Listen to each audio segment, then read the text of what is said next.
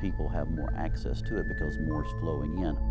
It seems like whenever I used it, I knew it was going to be a problem for me. And it becomes a hellish cycle that you just get caught up into. They become monsters on meth. That's when it got scary. In the sleazy underworld that is the methamphetamine trade, traffickers are getting more creative. It can be put in different types of containers, such as drinking bottles or water bottles. No longer is meth being moved only in crystal or powder form. Liquid meth is on the rise. It's very concealable, it's easy to get across that way, and we're seeing a dramatic increase in the liquid methamphetamine coming into Texas and specifically the Houston area. Dissolved in a solution to be later converted for sale and use, it's sealed in bottles. And in this bust, just over the Texas-Louisiana border, October 16th, candles. This 19-year-old from Houston was arrested.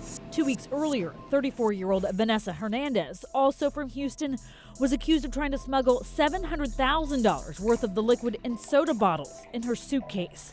It is flooding the market. Methamphetamine is now in the Houston region considered the #1 drug threat.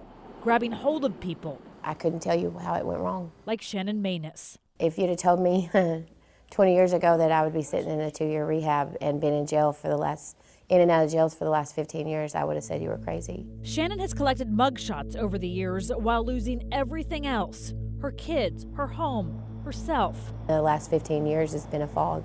At 43, she's doing her second stint in rehab and avoiding prison. I would say it's the most popular at this time. Steve Reeves is a reentry counselor for CENIKOR, a substance abuse treatment center in Deer Park.